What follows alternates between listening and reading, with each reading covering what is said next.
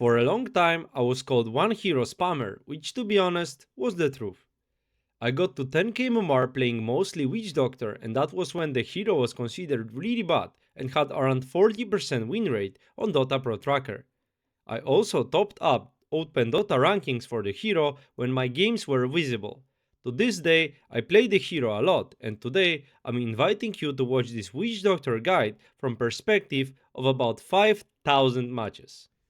Keep in mind that the hero has evolved, despite his spells being roughly the same for past 10 years. In this guide, I will talk about what is the most optimal way to play the Witch Doctor, how to make the right decisions, dominate lanes and games, and eventually help you win more games. Let's start. Witch Doctor is one of the best scaling supports in the game. The problem is, they took away his best scaling ability, farming creeps with Cask. Right now it barely does anything to creeps, making it very hard to farm on this hero. However, he's one of the best heroes in the game when it comes to killing enemies, and with your innate, you actually don't mind dying as much as most of the other heroes. For the start, this hero is made for playing aggressively. Witch Doctor is not a defensive support, despite having a heal. Notice how the healing is in a radius around you, so to get best out of it, you need to be close to the heroes you're fighting with. If he's not good at farming, is he good at fighting then? Absolutely. This hero is a killing machine. Your best spell, Maledict, is a tool that can win a lot of fights. Your Cask, despite being nerfed to the ground, can still chain stun 2 people, and Death Ward is one of the best DPS support spells in the game, despite getting nerfed like 17 times. With both things in mind, you are meant to fight with Witch Doctor both in the lane and in the mid game.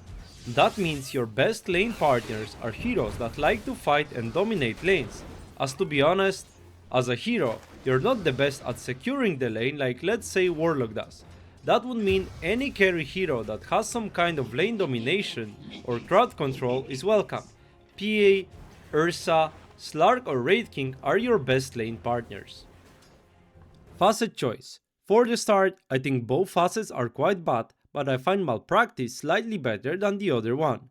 You will, or at least you should, find yourself dealing most of the damage in games with your Maledict, not Death Ward.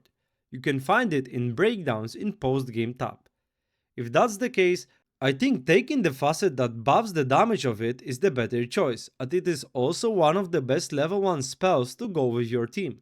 If you land Maledict on 2 or 3 targets, you will probably just kill every hero with just 1 kill. Damage will bounce, increasing each next tick of Maledict. I would say there might be games where you can take the Clef Death one, but these are generally games where enemies have no ways to cancel your Death Ward. Because I think both are quite bad, I can't say that you're supposed to always take Malpractice though, so make your own decisions based on your experience. With how strong Maledict is, you almost always want to smoke your team and buy a blood grenade. With Maledict and that, any kind of damage will guarantee you get the first blood, and that is the most optimal way to start the game. I suggest buying both in every game, as if you manage to land a good Maledict, you're one of the best heroes for level 1 fights. Unless you have too many awful level 1 heroes, just some damage from others can guarantee you win a fight against grouped enemies. Back to the lane, we've established the fact you should skill Maledict, and this is going to be your maxed out spell by level 7, no exceptions. This is what makes the hero. Cask doesn't farm waves anymore, so there's no point of doing anything else. If you thought about it, don't. If you don't max Maledict in the current patch, you're playing the hero wrong and you should have picked a different hero. With that in mind, you need to use it a lot. How?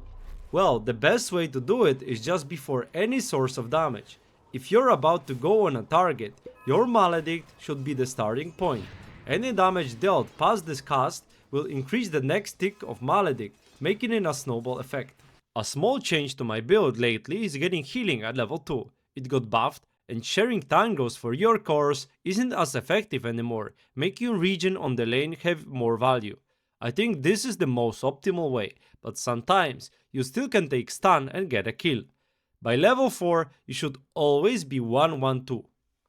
Keep in mind that if you heal above the HP you've had before the cast, you won't take any big tick from Maledict, only the small ones.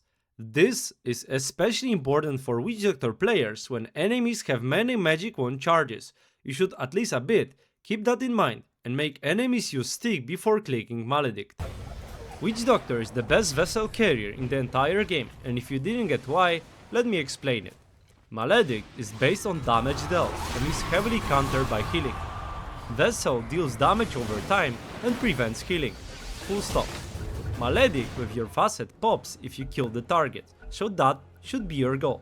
In a way, your vessel will deal a lot of its damage in AoE. Just keep in mind that while you're the best item carrier, you have no reliable way to farm it fast. So let's say if your mid laner wants to get it, what you can do is get Earn to get value out of the damage, but then just go for order items.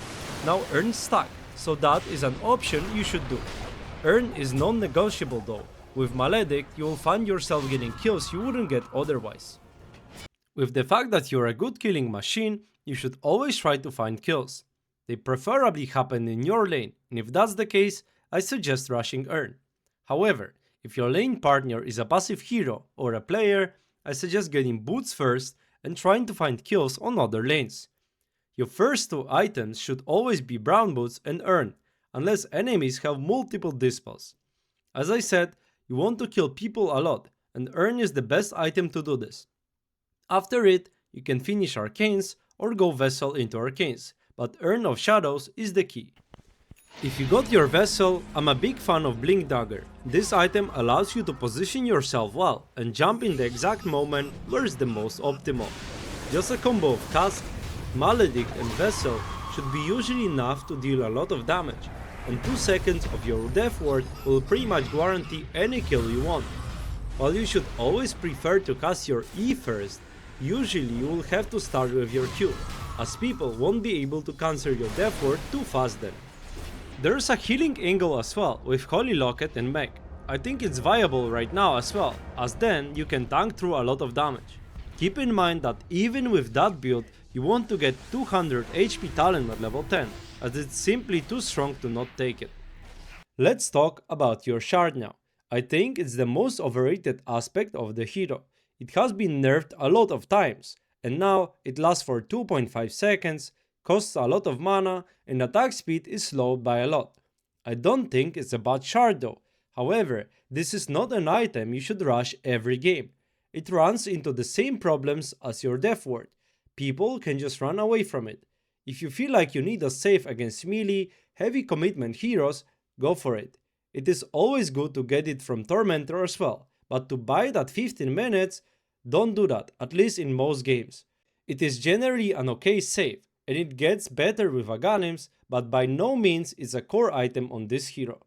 Aghanims. Now this is very interesting. You would always love to have Aghanims, but sometimes your gold is better spent elsewhere. If your team lacks control, or they have overwhelming damage, your Aghanims is not that big of a deal.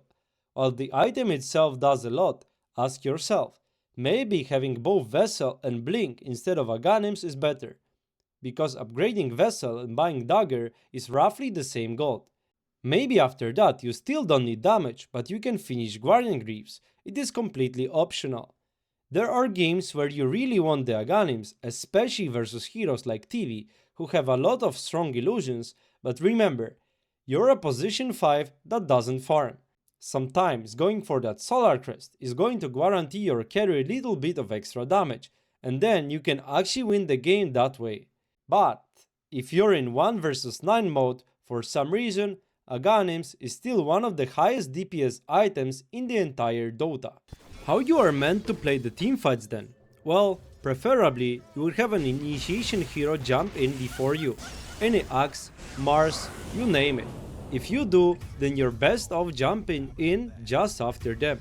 Remember that most of your spells have a long cooldown, and getting them off in fights might ensure a good one. Using your death ward for a short period of time is good enough. Just keep in mind to always jump into fights with healing on, as you can always toggle it off, even during channeling or ultimate. Getting your Vessel with Maledict combo on a target is best when it comes to tanky heroes, and sometimes you can just follow with death ward without using your other spells, depending on the target you go for. For your innate, there is no right time to use it. Something that I've been a big fan of is using it to get your second item. So let's say you go for a build I recommend the most, Vessel into Blink. A good balance between being useful in fights and greediness.